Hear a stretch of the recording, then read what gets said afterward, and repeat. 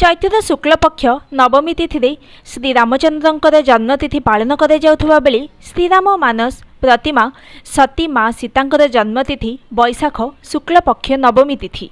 श्रीराम चरित मानस माँ सीता को शक्तिर मूल स्रोत भाव ग्रहण कर से पराशक्ति परमेश्वरी अन्नपूर्णा अटंती।